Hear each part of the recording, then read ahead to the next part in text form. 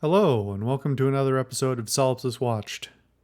I'm your host, the social solipsist, and it's far too late at night, but hey, this is when I watch the movie. So, yeah, this week I watched 2011's Margin Call, which is a movie I didn't know anything about. I wasn't aware it existed at all. I stumbled on it completely accidentally.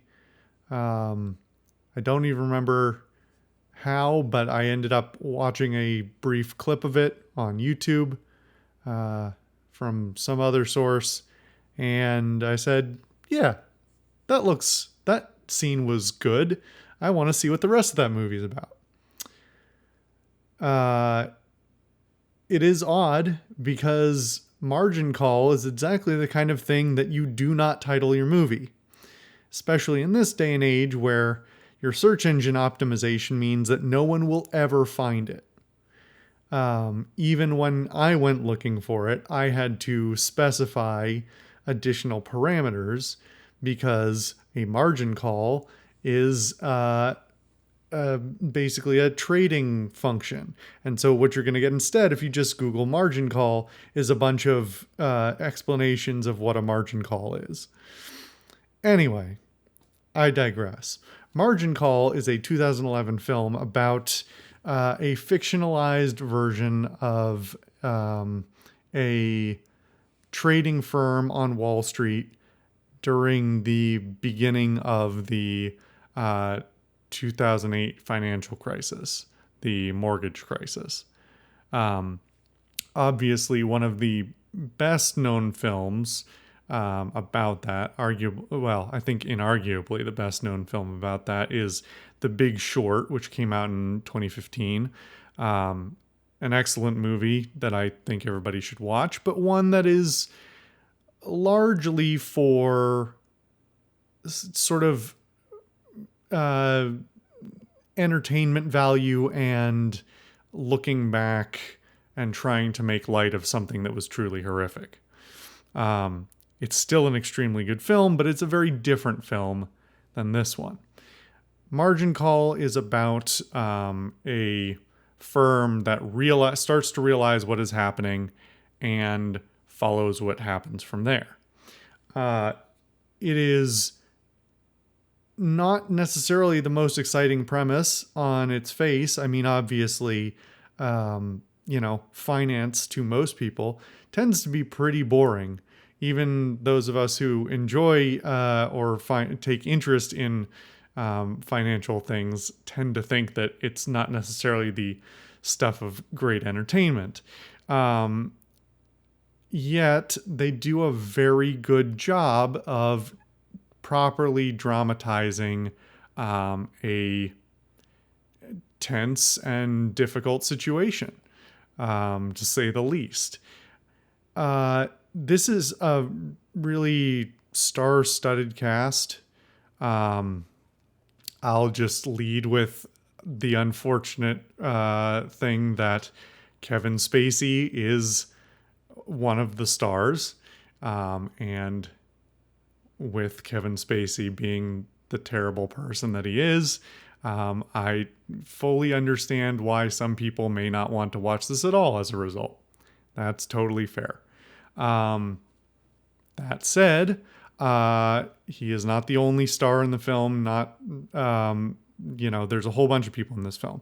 Kevin Spacey, Paul Bettany, Jeremy Irons, Zachary Quinto, Stanley Tucci, Demi Moore, and a couple of others, notable names, but who play sort of more minor characters.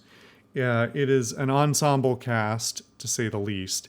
And it's kind of shocking, especially that this film was listed as only having a budget of $3.5 million.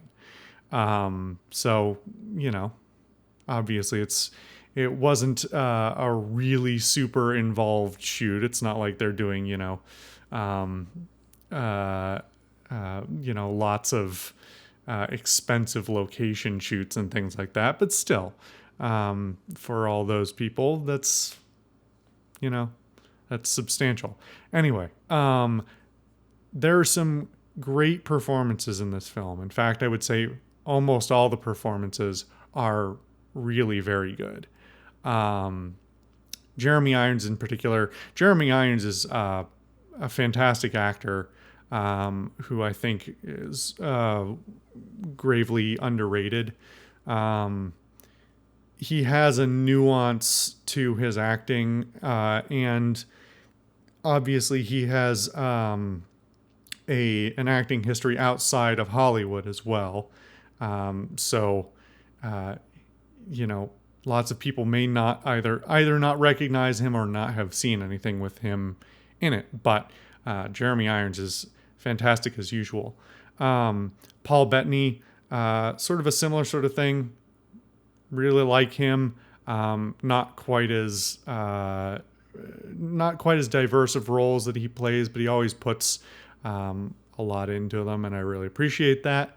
And Zachary Quinto, who apparently was part of the production, owns or is partial owner of the production company that made this film, or optioned it and then produced it.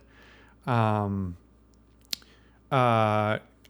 was 2011, so he's still, well, even now he's still a very young man. But in 2011, he had only just come off, well, I think the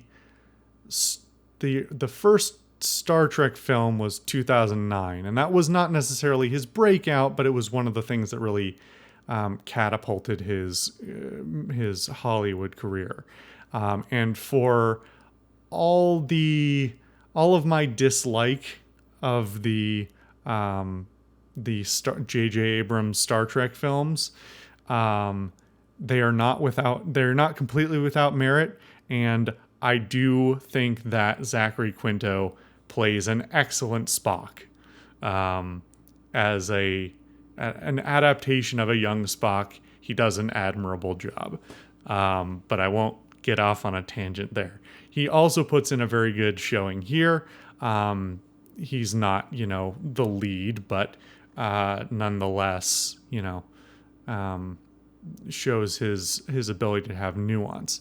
And that's really what a lot of is very good about this film, is that it is subtle and quiet and nuanced. It does not feel the need to fill every moment with dialogue, with sound, with something to be actively entertained by. It's very much, it's very much the opposite of The Big Short, which is largely energetic and bombastic and has these larger than life characters. And again, I quite like that film, but I also like this one, where it's a lot of characters sort of coming to realizations, a lot of things that are being expressed in situations where people are very tight-lipped because it's fucking Wall Street. And they, there's a lot of money being thrown around, and people are trying not to get fired, and trying not to piss people off. But at the same time, so many the actors put on extremely good showings, not only in their delivery of their dialogue and their body acting, but their ability to show sort of subtle, behind the eyes sort of subtle body language and things like that to say what their character is really saying, and that is something that I think can be easily missed or go unappreciated. So I feel the need to draw direct attention to it. On the whole, the script is extremely good as well. There are some moments here and there that are a little stilted, but generally speaking, I'm extremely impressed with the script's ability to delve into a variety of different situations, both professional and interpersonal, in a way that's not only is not only very well composed and very real feeling, but also says a lot with very little. There are a lot of scenes that are extremely well composed, where the dialogue is limited in its very limited in its overall scope and its overall number of words and the things that the people are saying. But it's very much that sort of fly on the wall situation where you feel like it's written very well such that you recognize the relationship between characters, that there are years of history between these people, and the things that they say to each other, a sentence can mean a paragraph. And that is done over and over again in this film in a way that it's not wholly unique to this film, but something I don't see very often and could not name the last thing I've seen it in. So really deserves credit on that front. I actually don't know. I have the page up right now. Yeah, this is the first the directorial debut for a full length film for this director. So props to them there. That said, it is not by any means the most visually appealing film. Obviously, some of that is deliberate. You don't want to have a quiet business film that that has a visual aesthetic that's at odds with the tone and the setting. But also, with some exceptions, there are some nice shots in the film, but largely it is sort of underlit and undershot. A lot of things are sort of set and forget type of shooting.